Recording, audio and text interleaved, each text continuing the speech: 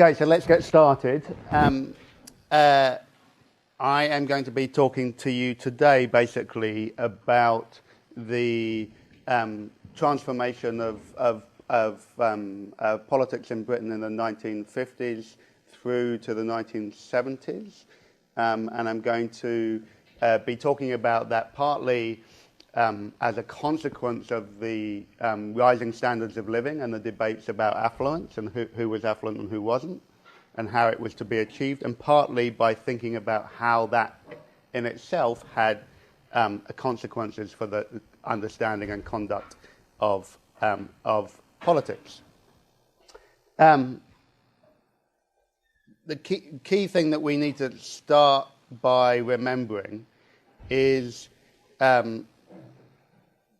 the point that I was drumming home to you on Tuesday, that we're now talking about a new social democratic system of which the two key components were the idea of a mixed economy of public and private ownership and of a welfare state that would provide universal coverage to the population. And as you'll remember, because I was just relentless in making this point on Tuesday, I was trying to explain the way in which the foundation of that system was, from the outset, compromised, not just by continuing differences of class and gender and of race, but also by the material limitations in terms of the financial resources available and of the continuing reliance upon a broadly Victorian infrastructure.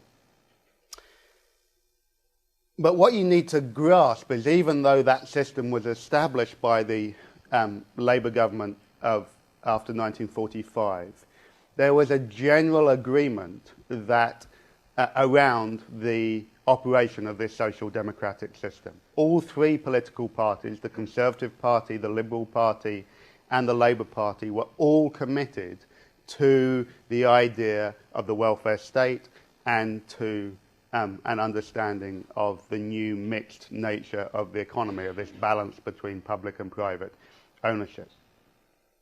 And in a way, the most remarkable achievement of the post-war Labour government was to completely shift the political ground onto this territory and to have the Conservative Party come to embrace its fundamental assumptions by the end of the 1940s.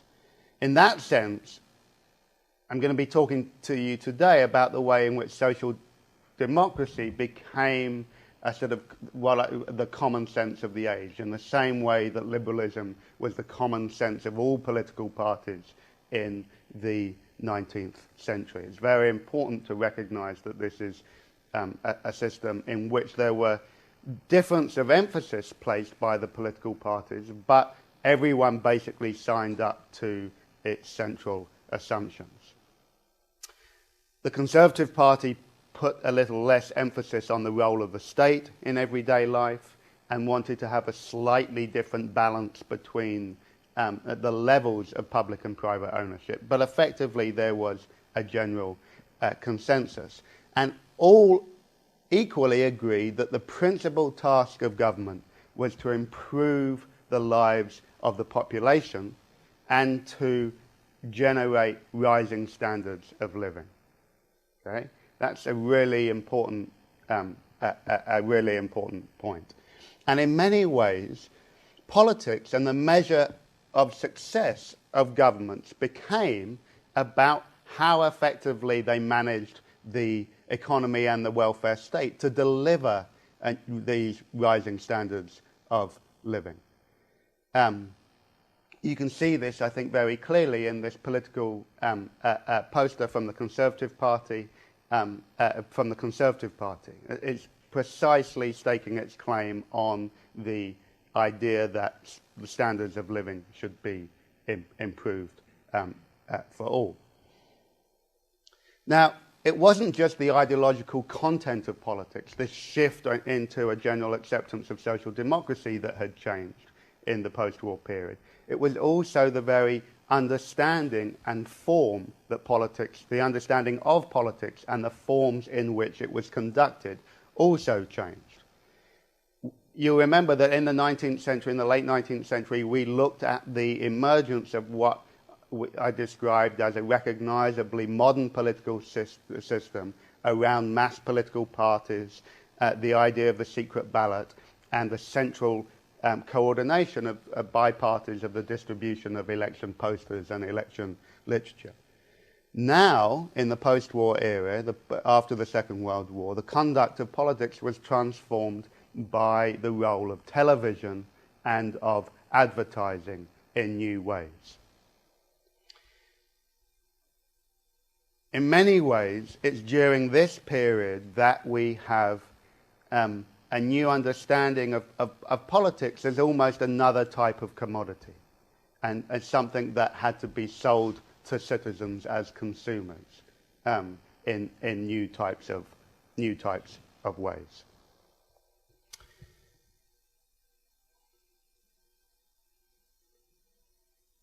So let me begin by talking about the achievement and the limits of affluence and rising standards of living in the post-war decades. And I'm going to start by playing you a delightful Noel Coward song.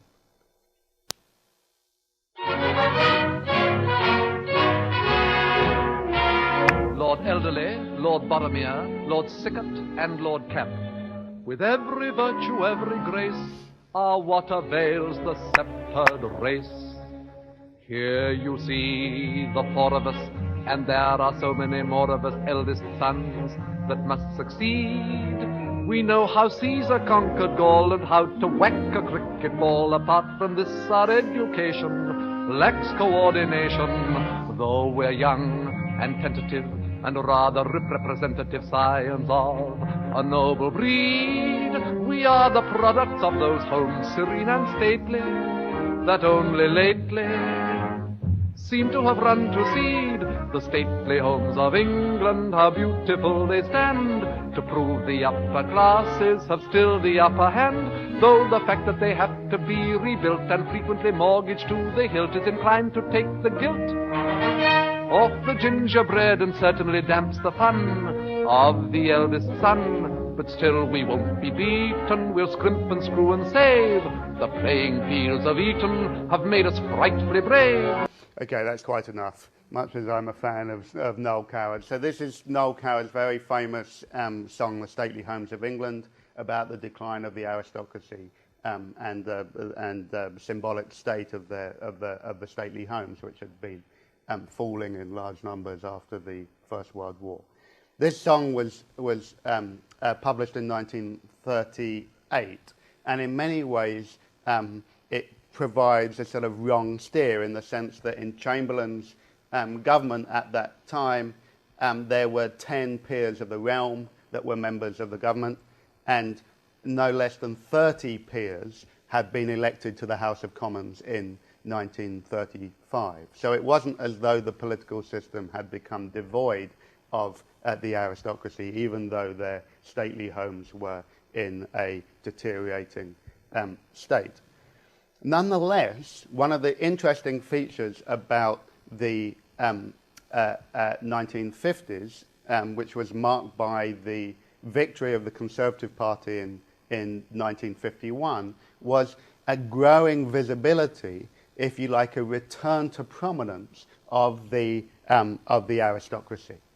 And in many ways, the great example of that was the coronation of Queen Elizabeth II in 1953, which for the new Conservative government worked slightly as a counterpoint to the Festival of Britain. It provided a very different image of the future of the post-war of post-war country. It presented Britain as an old country structured by traditional relationships of class and authority, and it also, in marked contrast to the Festival of Britain, made the empire centre stage to the coronation festivities. Nonetheless, despite that sense of continuity or the reinvention of the royal family, or the attempt to reconsolidate the place of the royal family, it was a new type of royal family. The royal family had been in something of a crisis in the 1930s, most famously because of the abdication crisis in 1936, when Edward VIII was not allowed to marry Mrs. Simpson and abdicated. Many felt that this could have been a defining moment for the collapse of the British monarchy. Instead, under Elizabeth, it is reborn, and it's reborn in a new televisual age. The relationship between the monarchy and television gets cemented in 1953. Something like 20 million people are reported to have watched the coronation ceremony on TV. Many people bought their first TV sets in order to make sure they could follow the festivities. And thereafter, Queen Elizabeth is very adept at using television to expand and project her place in the national story. Most tellingly, with her regular Christmas broadcast that began in 1957. They broadcast every year at 3 o'clock in the afternoon, and the understanding that everybody's had their big Christmas dinner, and you would all go off and watch the TV. And it starts with a national anthem. My grandfather always we always had to make sure we'd finished our Christmas dinner by 3 o'clock, and my grandfather would always stand up, during the national anthem, and then we would all sit down as a family to hear what pearly words of wisdom the Queen had. So a new type of monarchy, a new televisual monarchy, a new projection of the royal family. It was very important that Queen Elizabeth was a woman. She had children very quickly. Her first daughter, indeed, had the first televised royal wedding in 1960, and it seemed as though everything was mended in the royal family. But it wasn't just the royal family who had a new prominence. It was also the aristocracy. In many ways, in the 1950s, you see the aristocratic season, the sort of high aristocratic season, marked by the balls of debutantes coming out at age 21, of leading aristocratic daughters being the principal modelers in the fashion industry, often through those debutante dresses and so forth. The activities and the dress of the aristocracy at Ascot and at the Royal Box at Wimbledon during the things, the emergence of new types of fashion pages, all of these placed the aristocracy in an increasingly prominent and visible role in the 1950s. And indeed, the Conservative Party continued to be intricately connected to this aristocracy. Churchill, its leader, obviously, immediately after the war, was as aristocratic as anyone. Many of the other leaders of the Conservative Party in the post-war era, Anthony Eden, Harold Macmillan, Lord Douglas Hume, all aristocrats. In fact, the first non-aristocratic leader of the Conservative Party was Edward Heath, and he didn't become a leader of the party until the 1970s.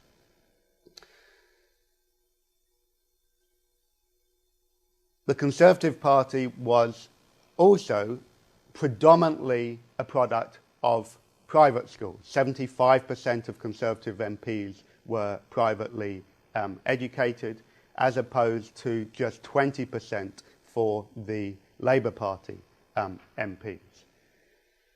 And of course, both political parties continued to be predominantly male.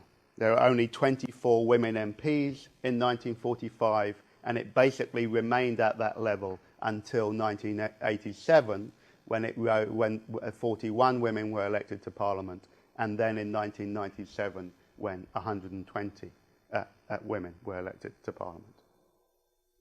So the question then is, how is it that the Conservative Party, still associated with privilege and aristocracy, became the party of power basically for the next 2 decades in a new social democratic Britain. They basically come to power in 1951.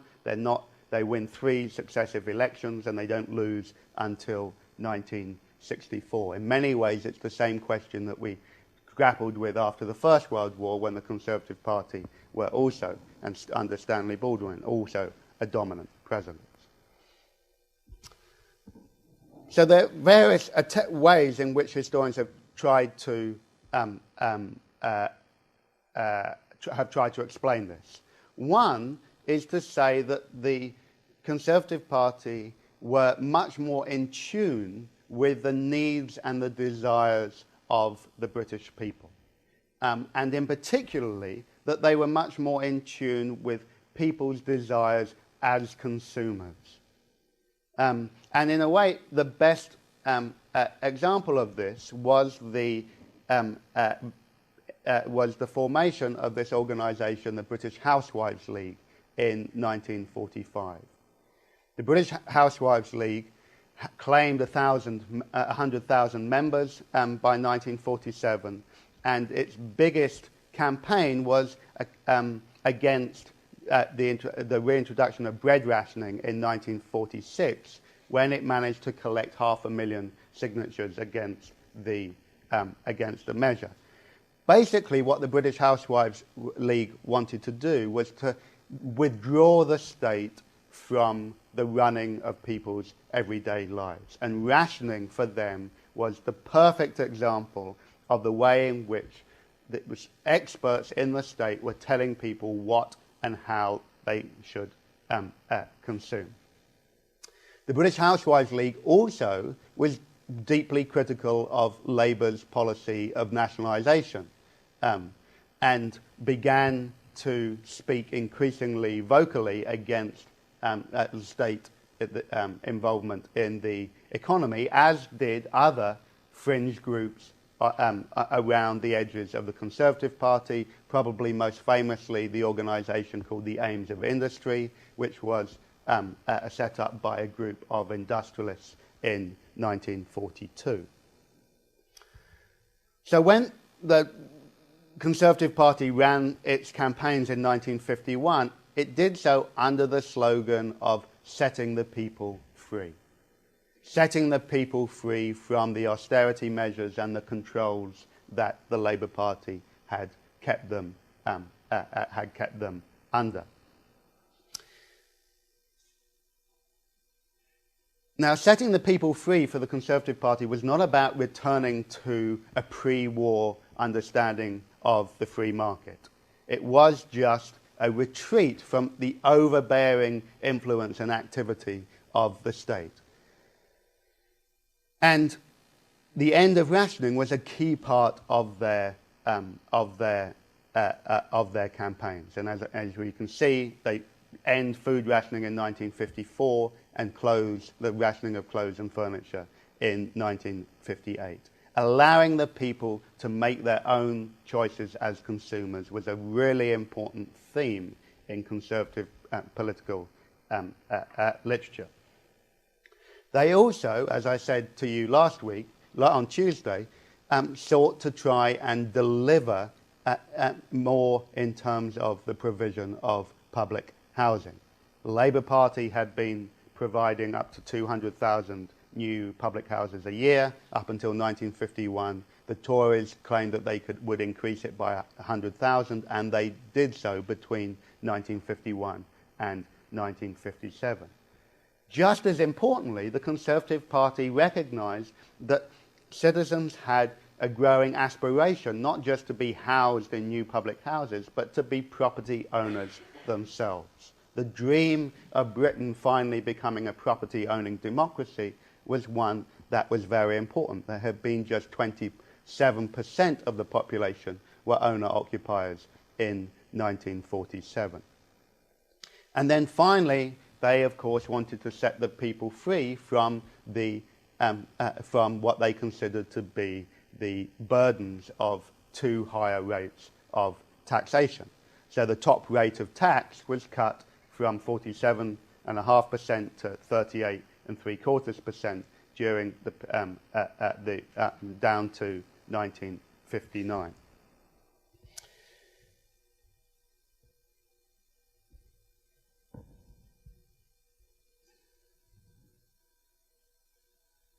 Let me just say one more thing before I go on here. In this climate, under the Conservative Party,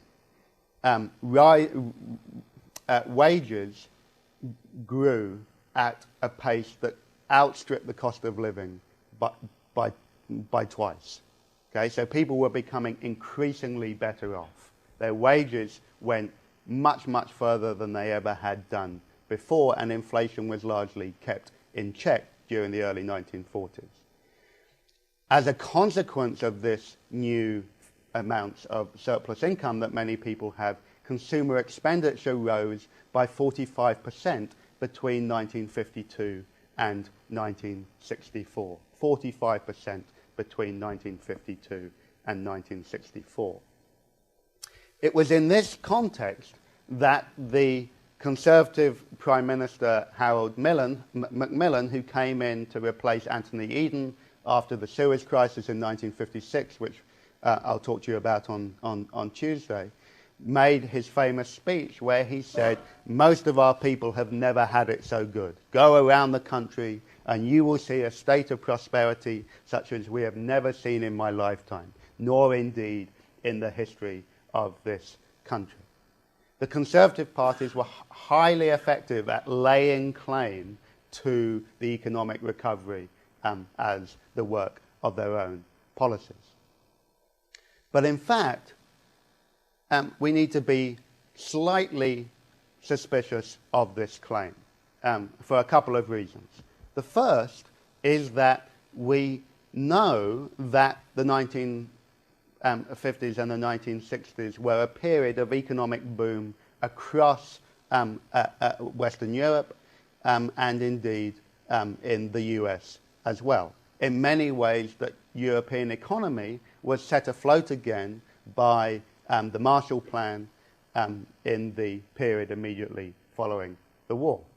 And Europe's prosperity in this period was, of course, part of Cold War politics. The very idea of keeping people's standards of living up in Europe was to try and avoid the spread of communism from the Berlin Wall west. That's the first reason why we have to be suspicious. The second is that really, in key elements, the economic policies of the Conservative Party weren't that much different to those of the Labour Party. And so historians now describe this period of time as being characterised by so-called Butchgillism. Hugh Gaitskell had been the Chancellor of the Exchequer under the Labour Party up to 1951, and Rab Butler was the Chancellor of Exchequer under the Conservative Party. So Butchgillism was about the joining of these two names. Both of them basically agreed about the centrality of Keynesian demand management of the economy and the use of national economic management to secure the security and prosperity of full employment. And as I said, government becomes responsible for delivering economic growth in an entirely novel way. And these governments become judged by their success at delivering this. Butler claimed in 1954 that he would double the standard of living of the British people in 25 years. A very bold claim. And in important ways, you can see just how successful these economic policies were. GDP grew at a rate of 2.8% between 1951 and 1978. Unemployment remained below 2%. Infant mortality, a key indicator of poverty, fell, thanks in large part to the new nationalised health service. Home ownership grew from 30 to 50% during this time. The numbers of houses with washing machines grew from 7.5% to 67%. Britons even began to get fridges in their households. 68% had fridges by 1978, and TVs. Households began to have TVs, 90% by the middle of the 1970s. And these new figures that mapped out the scale of economic growth and prosperity came as a consequence of new ways of measuring economic performance. Okay? There was a much, much greater statistical knowledge of the performance of the national economy than there ever had been before the First World War. So the standards of living were mapped by the retail price index and wage standards. They had been around before the First World War, but new measures of industrial productivity and of productivity rates, output per man hour, emerged in the 1940s and 50s. And internationally, the British economy was compared through measures of gross national product, shares of world trade, and productivity rates. All of these new types of economic measures came out of the work of the United Nations and the Organization of European Economic Development in the early 1950s. So citizens have new types of ways of measuring the success and the performance of government. But before we think that everything was fantastic in the 1950s and 1960s, we have to also recognize that there were real limits to the new affluence and prosperity in post-war Britain. All of these new economic statistics may have demonstrated that Britain had never had it so good, but they also tended to emphasize that Britain's economy was performing less well in relationship to its competitors. So, not surprisingly, the Conservative parties emphasized personal consumption and the rising standards of living, whereas the Labour Party during the 1950s, when it's in opposition, increasingly focuses on the so-called decline of the British economy in comparison to its international competitors, and called repeatedly for a new wave of modernization. And you can see why that debate became so important, because Britain did indeed have the lowest GDP in Europe in the 1950s and 1960s. Britain's export industries basically collapsed. Its share of world exports fell from 25 to 10% from 1950 to 1975. And the British government was continually fighting a growing balance of payment deficit. And that was caused by a number of issues. First, balance of payments had been an issue ever since Britain's exports had been contracting from the First World War, well, from the return to the gold standard in 1924. And they had been kept afloat by invisible foreign earnings from overseas investment assets.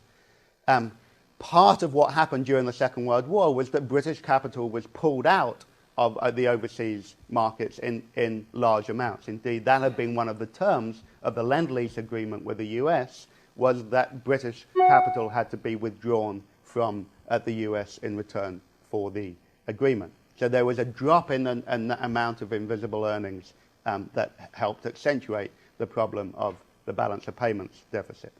But also, growing prosperity at home meant that British consumers were demanding more products, and that meant more goods were being imported from overseas, especially from the US, where, of course, the consumer durable market was very strong. All of this put a huge amount of pressure on the pound. The pound had been propped up, you'll remember, after the retreat from the gold standard in 1931 by the creation of this new sort of extra imperial bloc called the sterling area. But in fact, that sterling area was not enough to maintain the selling off of the pound in large quantities. So sterling was devalued in 1949 under the Bretton Woods Agreement from $4 to $2.80, and then again in 1967 it was devalued to $2.4 dollars. So these are good indications that despite the internal prosperity seemingly of the country, that the British economy was under real strain in the new international settings of the 1950s and the 1960s. Any questions on any of that stuff before I move into the changing nature of Britain's political culture as a consequence of all of this? Yeah. So prosperity felt by the population is essentially an illusion that kept them from looking at the greater. No, I absolutely, it wasn't an illusion. Britons were better off than they had ever been in the during the 1950s and the 1960s. Standards of living had improved both for the poor because of the institutions of the welfare states and the forms of universal provision by them, but also by the way in which wages were so strong against inflation until the 1960s. So people really did have more money in their pockets. Just structurally, the British economy was internationally in an increasingly perilous position. And we'll return to that next week when I talk about Britain's relationship to what's left of the empire. Okay, so let's move on to the political culture that came along with this newfound prosperity.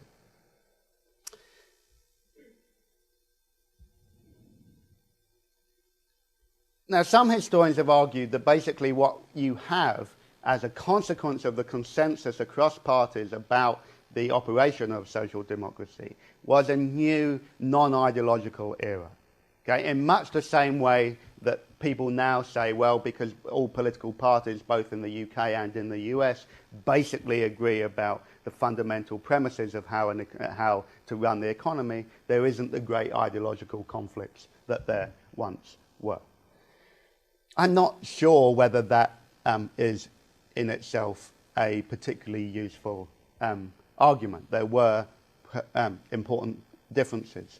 What I think is important to recognize is that the style and the conduct of politics changed. And indeed, it seemed to become much more managerial than politics had once been. And this is not surprising in an era where the emphasis is on the planning and management of economy and of society. And there's certainly a new type of politician emerged. In 1946, Ellen Wilkinson, who was the Labour MP who had led the Jarrow March, wrote, "In politics now, glamour has definitely passed. The fashion is all for the quiet, competent, efficient man of affairs who gets on with his job with a minimum of fuss and limelight.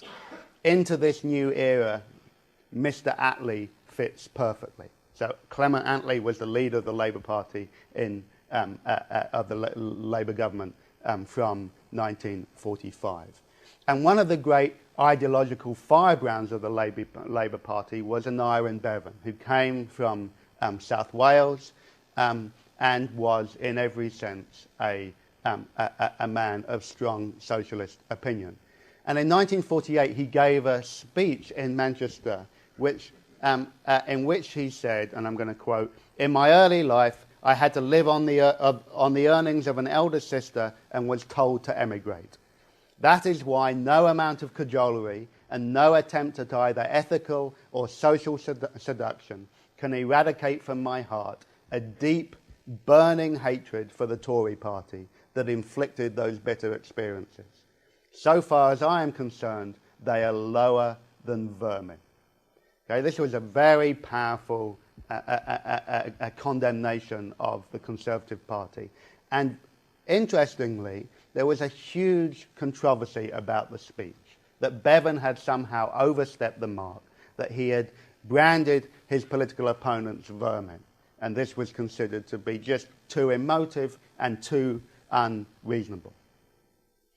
Bevan indeed becomes, even though he's the Minister of Housing and Health, which delivers two of the most fundamental achievements of the Labour government, he resigns in 1951 and is beaten by Hugh Gaitskell, who's seen as another manager in the Clement Attlee model, to become leader of the party in 1954.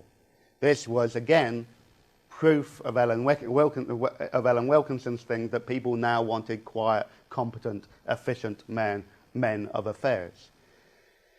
The Conservative Party, likewise, went from the flamboyant Winston Churchill to the much more sedate and quiet Anthony Eden, and then to Harold Macmillan, who had been one of the people involved in the organisation Political and Economic Planning in the 1930s. So again, someone centrally interested in issues of planning and thought of himself as a manager as much as a politician. Now, a key part of this transformation was, of course, the influence of television. Really, nobody has television in 1945. Only 15,000 households have television. By 1960, that's 10 million. And by 1963, 82% of households claim to have a television. And so this meant that politics now had to be conducted in new ways through television. And Harold Macmillan quickly became highly adept at the use of this medium. He said almost everything that one has learnt from public speaking has to be forgotten for a television performance. One has to remind oneself all the time that this is not a speech but a conversation, and that the audience, however large in the aggregate, in fact consists of 2 or 3 people sitting quietly in a room, not subject to any of the emotions that can be stirred up in a great public gathering. So TV required a new style of communication from politicians. And its influence can be seen, I think, in the growing numbers of people who watch party political broadcasts. In Britain, every party gets a designated amount of television time to put out their own commercials. And the numbers of people who watch these commercials grow quite considerably, from 10% of the electorate claiming they saw one in 1951 to 61% saying so in 1959 to 85% by 1966.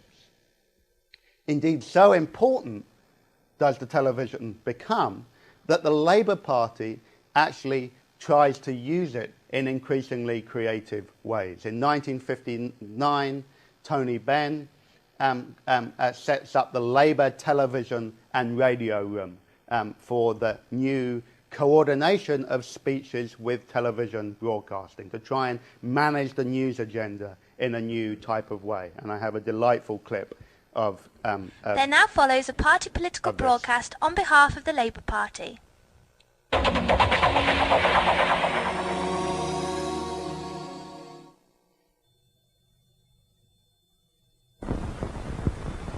An election broadcast on behalf of the Labour Party.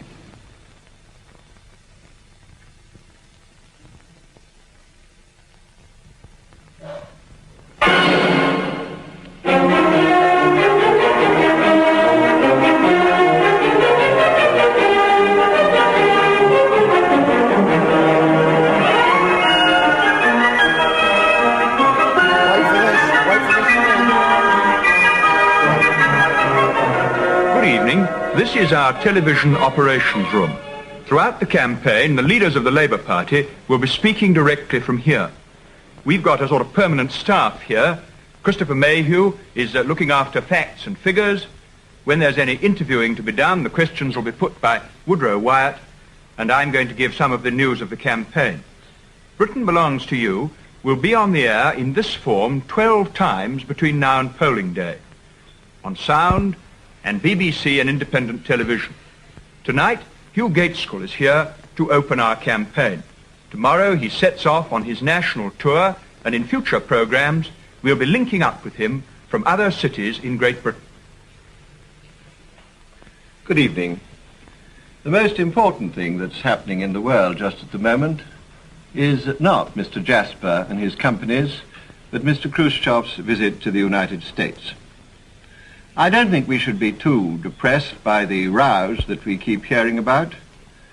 When we came back from the Soviet Union about 10 days or a fortnight ago, I gave an account of our meeting with Mr. Khrushchev, and I said then that we'd had a Okay, you don't need to know more of that.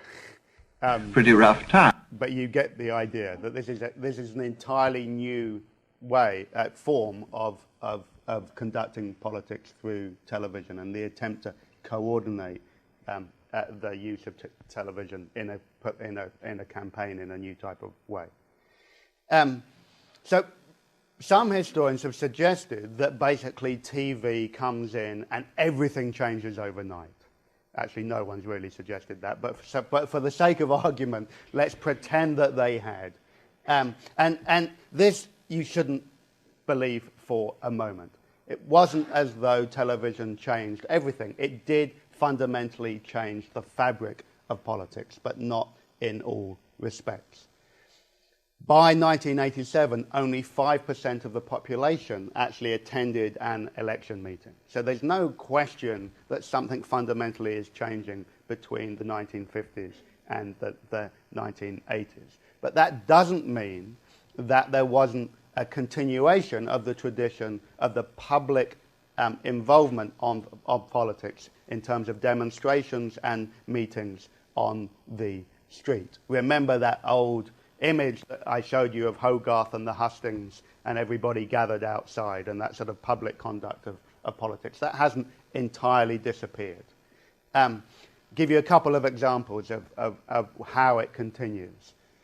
It continues, importantly, around the politics of race and nation, which we'll see on Tuesday become increasingly important in the post-war period. Oswald Mosley, the leader of the British Union of Fascists, stands for election for a by-election in 1958 in London's Notting Hill to try and capture the racist sentiment against Afro-Caribbean immigrants in that area, and that demonstrates huge numbers of unruly crowds demonstrating their support and their disagreement to Mosley. Enoch Powell, in the 1968, a decade later, makes a very famous speech, which I'll talk about in another lecture, where he basically calls for the repatriation of imperial migrants to Britain. The dock workers, London's dock workers, come out in strike to support him and march right through the middle of London. So in those types of areas, politics remains in a fundamental way pretty similar to that had been the case in the late 19th and early 20th century. Another good example of this is the campaign for nuclear disarmament. The campaign for nuclear disarmament has starts a march to the Air Force Base in Aldermaston in 1958 to protest against the sighting of nuclear warheads there. 10,000 people join in that march from London to Aldermaston, and the numbers grow when they restage the march in 1961 and 1962, over 150,000 people marching. So in there again, we have echoes of the old great Chartist processions and the old hunger marches coming in to London. Another way in which the conduct of politics, though, does change is in the emergence of what we now describe as NGOs. It's clearly the case that in the period after 1945, a number of new voluntary organizations, of non-governmental organizations, are formed.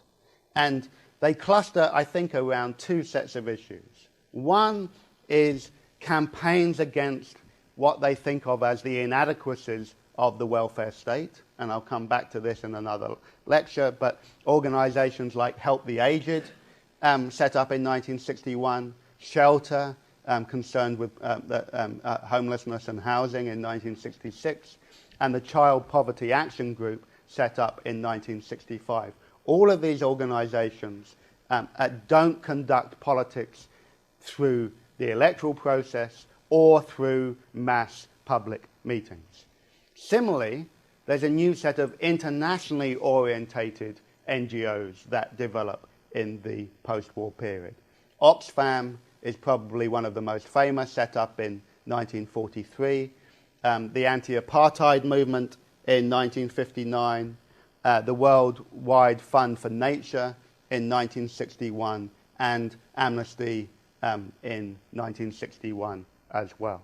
Now, these organizations, importantly, seem very different to the old imperial social reform types of organizations. They have a quite deliberate, they come out of old imperial issues. The World Wildlife Fund and the anti-apartheid movement and Oxfam are all good examples of that.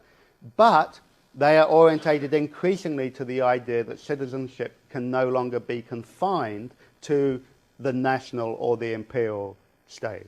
That there's a new type of global citizen that requires Britons to engage in the politics of the world, and that the nation state is no longer a sufficient unit of change.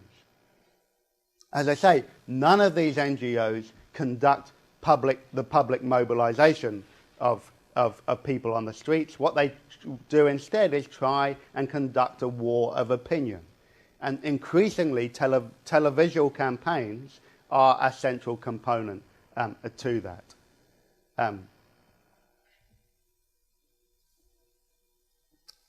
Okay.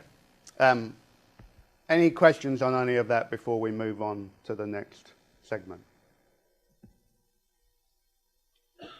I am my usual crystal clear self then, I take it. Oh, I hope you get sarcasm. Okay. This is one of my favourite clips that I show on this entire class. I almost have to do it now, but I have to restrain myself. What I'm interested in doing now is to try to bring these two threads that I've been talking about: the growth of standards of living and the delivery of affluence, and the reformation of politics through the use of television. I'm going to try and pull these two threads together by looking at the ways in which both commercial advertising and political advertising become closely enmeshed. The techniques to sell commodities and the techniques to sell politics begin to look very similar. And we have a new type of political subject that becomes known as the consumer take central stage. Now, advertising, of course, wasn't invented in the 1940s or the 1950s.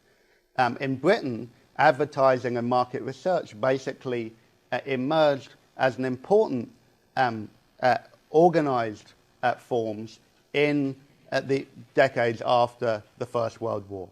The Association of British Advertising Agents had actually been created in 1917, but it doesn't get royal patronage, doesn't get royal approval until the Advertising and Marketing Exhibition held at Olympia in 1933. And indeed, we've seen in previous lectures that advertising and the use of the techniques of advertising were used increasingly by the government in the 1930s and during the war. So think of the Empire Marketing Board in the 1930s that was run by one of the key, by one of the most influential figures in the advertising industry, or think of all of the campaigns that the Ministry of Information ran during the war, like Dig for Victory and Make Do Amend and Keep Mum and all of that stuff. During the Second World War, every government ministry had a public relations officer and a public relations office. This had never been the case previously. But even if advertising and market research had been around for decades, it basically, I'm suggesting, comes of age in the 1950s. Indeed, it doesn't just come of age, it begins to be seen as a motor of economic growth, promoting demand. In some ways, it seems like the commercial wing of the demand management of the economy led by the state. And critically, what that means is that there is a shift to the understanding of people's relationships to goods. So the entire discussion up through the 1930s was that standards of living had to meet certain minimal levels. It had to meet the needs of the poor, and that those were defined in minimal terms. During the 1950s and the 1960s, that's completely turned on its head, and instead, advertising becomes about not even the achievement of optimal standards, but of unleashing consumer desires, unleashing consumers' ability to make their own unlimited types of choices. And of course, in this, the psychological sciences become increasingly important in providing ways of understanding consumer behavior. You'll remember that Rowntree thought it was irrational for the poor to choose goods that they really shouldn't want if they want to get out of poverty. He couldn't understand why the poor wanted to buy alcohol or tobacco or meat when they would be much better off, existing on pulses and making their budgets line. Now, these psychological sciences are trying to understand the irrational choices of consumer. Not just understand those irrational choices, but to work upon them, to encourage seemingly irrational economic desires. And to do that, they use a whole new series of techniques. They use group discussions, what now we think of as focus groups. They use forms of personality testing. They use individual consultations. And they use that much older technique, the questionnaire, which had come out of the old social sciences and social investigations of the late 19th and early 20th century. Not only do they use new techniques to investigate this, they then come up with new categories of people. So they begin to categorize people not in terms of their socio and economic class in the ways that the social sciences did, but in terms of a new aspirational series of categories of the population that went from A to E. I'm going to give you some, play this brief clip now so you can get a sense of... When you haven't much time to eat, unzip a banana. When you fancy a fruity treat, unzip a banana. Next time you unzip a banana, serve it with custard or add it to jelly. Bananas are delicious when baked, and they go perfectly with your breakfast cereal. Keep plenty in your fruit bowl, and when you fancy a fruity treat, unzip a banana. You've got to admit, that's a jingle to die for. If you take nothing else from this class the entire semester, I want you to go forth in your life singing, unzip a banana. It's not going to go away, and neither should it. It's a very important life lesson you've just learned. The point is here is that this is a great example of how it is that advertising was used to introduce Britons to unfamiliar foods, and how the full range and all the techniques of advertising and television were used to that effect. This is an enormous shift. In many ways, now the state is not telling you what to do, what you have to consume. Now it is increasingly the job of the consumer to have their own aspirations for what choices they make and how they build a better life for themselves. Okay, so what I'm suggesting to you here is that not only do you have unparalleled levels of state involvement in the economy, delivering certain key forms of affluence and rising standards of living, but at the same time as that is going on, you also have the development of new techniques and new forms of trying to mobilize that consumer to understand themselves in new types of ways. And this is going to be very important when we come to understand how it is that social democracy begins to unravel in a later period. I said that one of the key things here is trying to discover this new type of person known as the consumer. Okay, to think of the consumer as, in and of themselves, a type of political subject. No one had really thought of the consumer in these terms before. And in the 1950s and the 1960s, an increasing amount of attention is invested upon the consumer. In the same way, to give you a counterpoint, in which the 19th century was obsessed with the poor. Yeah? And that was a category of thinking about a certain type of person. Now the consumer is, becomes apparent.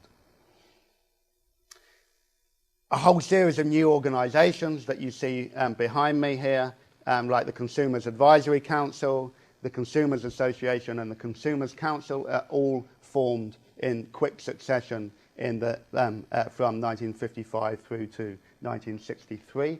And consumer magazines are launched for the first time. Classically, Shopper's Guide in 1955 and then Which magazine in 1957. Now, all of these organizations and magazines are trying to protect consumers from what they consider to be the high-pressure sales techniques that commercial advertising is increasingly using. And here we have a very interesting conundrum, because actually these consumer organizations project themselves as experts trying to advise consumers on how they can best make their choices. So there's an understanding that consumers should make choices as consumers, but there's also an understanding that those consumers have to be informed and educated so that they can make rational choices as consumers. And increasingly, the government also steps in to try and protect consumers. And so you see a whole series of new legislation, from the Trade Descriptions Act of 1968 to the Consumer Safety Act of 1978, coming in to try and protect consumers from these supposedly unethical practices. So that's the commercial area. Then how does this morph into the understanding and conduct of politics? Well, first of course is that old critique of mass culture that we saw in the 1920s and the 1930s is revived. And in some sense of that continuity is apparent in the figure of Joseph Priestley, who published his The Age of AdMass in 1955. AdMass, he said, was my name for a whole system of increasing productivity, plus inflation, plus a rising standard of material living, plus high-pressure advertising and salesmanship, plus mass communications, plus cultural democracy, and the creation of a mass mind. So now you have that critique of mass culture being morphed and redirected to a critique of commercialized advertising. That debate becomes increasingly intense in the middle of the 1950s because of the introduction of commercial television in Britain. Okay, you remember that when it came to the radio, the BBC had a monopoly in the period before the Second World War. BBC also had a monopoly over television broadcasting until 1954, when the Conservatives introduced independent television, or ITV. And ITV was now going to be funded by the revenue that it would get from advertising. But that role was going to be regulated by the state. So ITV was only allowed to play 6 minutes of advertising for every broadcast hour from 1954. Can you imagine that? Just 6 minutes of adverts in an hour of television. It's about the other way round here sometimes, isn't it? Like 6 hours of TV within 54 minutes of advertising. By 1959, 25% of revenue of ITV were just coming from the big soap companies that were in a huge battle over the marketing of soaps and shampoos for commercial households. And there was a good deal of anxiety that these great commercial giants would have an unparalleled influence on what was being broadcast on TV. By 1962, those concerns were so great that an advertising standards agency was introduced to try and make adverts, quote, legal, decent, honest, and truthful. Fat chance there. But the ambition was the most important thing. Politics on TV and the understanding of how it is that that citizens make their decisions is also transformed at this time. And the really important thing you need to get here is that advertising, market research, and public opinion poll all transform the way in which politics is understood and conducted. Politics becomes quantified in an entirely new and different type of way. So I'm just going to dwell on opinion polls for a little while. Opinion polls, which of course came out of the techniques of market research itself, began to play an increasingly prevalent role in election campaigns during the 1950s. When mass observation predicted that Labour was going to win the election of 1945, when everyone else thought that Churchill would be returned, there was a new interest in the success of opinion polling. And 1946 and 1947 saw the creation of two new heavily influential organisations, the British Market Research Society and its American equivalent, the Association for Public Opinion Research. In the decades after, opinion polls basically displaced politicians and journalists as the primary readers of public opinion. Up until this moment, journalists and politicians thought it was they who had their ear to the ground, they who could predict which way public opinion was going. Okay? Opinion polls basically put another group of experts in the place as the readers of public opinion. By 1959, 4 out of 9 daily newspapers were publishing weekly opinion polls during campaigns. By 1979, there were 28 opinion polls released in the 4-week election campaign. So just in terms of the numbers of opinion polls being produced, there is really significant growth. And the point is that public opinion is now understood not as being about issues or debates so much as how it is that you can measure and quantify opinion. Opinion begins to be seen as something that can be weighed. It isn't something that is debated or discussed. It's something that is effectively weighed, and where there's a quantitative tipping point from one point to another, rather than, you know, the holes or weaknesses in a particular into a particular argument. And this also spills into the very conduct of political science as a discipline. So political science as a discipline used to be based around the study of institutions and of political history. Increasingly, it shifts to quantitative methods, to the development of psephology in the 1950s, and then to the rational choice theory, which now dominates political science departments in the US and is also very influential, although less influential, in the UK. In Britain, this shift occurred through the figure of David Butler, who was the TV expert who would, during election night, explain to the British people how it was that the election was going to go. David Butler was basically the professor of political science who was the TV pollster. And he came up with this thing called the swingometer, which was a big dial on a screen. You can see the screen behind him, where basically, you know, after everything, he went, well, the election is swinging this amount to Labour or this amount to Conservative Party. This was, you know, a perfect reflection of this new quantitative understanding of political opinion. In other words, all national debate was aggregated into one thing that could be quantitatively weighed. You lost the sense of elections as being about a whole range of local variations, and you tended to lose in this swingometer any idea of a three-party system. This was basically now a two-horse race.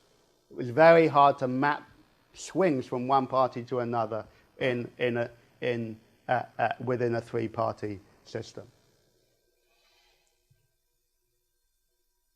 In other words, what opinion polls do is basically provide a new abstract and quantitative way of understanding political conflict that would have been utterly alien to Britons in the 1920s, let alone the 1880s, and yet became basically the way in which we now think of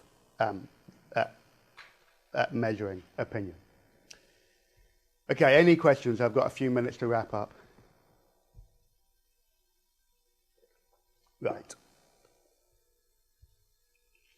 So, a few key points to take home with you today. The first is to re-emphasize that there was a type of post-war consensus, that all political parties embraced the idea of a mixed economy and of the forms of provision provided by the welfare state. And all political parties basically came to be measured and to understand their success or failure in terms of their ability to deliver rising standards of living. This, I'm suggesting, turned politics increasingly into a new type of form in which citizens were increasingly understood as consumers of politics in new types of ways. And this enabled there to be this convergence in terms of the relationship between television, market research and advertising, and the reformation of politics and the conduct of elections. The other key point that I've been trying to indicate to you is one that will become important later on, is that affluence, the increasing affluence of Britons during the 1950s and 1960s unleashes a new type of consumer culture, okay, where people think of themselves as consumers with the right to choice, to be able to make their own choices, hopefully from an informed position, but primarily to be able to make their own choices. And that this began to shift the emphasis away from governments telling people how it was that they should achieve health and happiness and prosperity, to ones in which individuals increasingly had to design their own paths to health, happiness and prosperity through their own consumer choices. This is a really important development that becomes increasingly prevalent in the 1970s and the 1980s. But I'm suggesting takes shape in important ways, actually at the very heart of the social democratic system in the 1950s and 1960s. But this was not the only challenge that social democracy was going to face. And basically next week what I'm going to do is to look at the three, well, not over the next 2 weeks, we're going to look at the three other big issues that came to inform the unraveling of this social democratic system. We'll look at the way in which affluence begins to unravel the old understandings of class and of the political solidarities and alliances of the class system in Britain. We'll look at the influence of decolonisation and the collapse of the British Empire and the growth of immigration in Britain during the 50s, 60s and 70s. And then we'll look at the so-called moral revolution, the final unravelling of the Victorian moral code in Britain during the 1960s and 1970s. So a lot to do next week. One last point before you all rush off. You'll notice that one of the assignments in the coming weeks is to watch the film 56 Up, which was released. It was playing down on the cinema at the bottom of Solano a few weeks ago, and they've taken it off now. So if you can't find 56 Up online or in your, I don't even know why I'm going to say this, because I know that people of your age don't even know that there are things called video or DVD stores. But your local one might have a copy of it. If it doesn't, then watch the 49 Up, okay, which was the previous version of this documentary.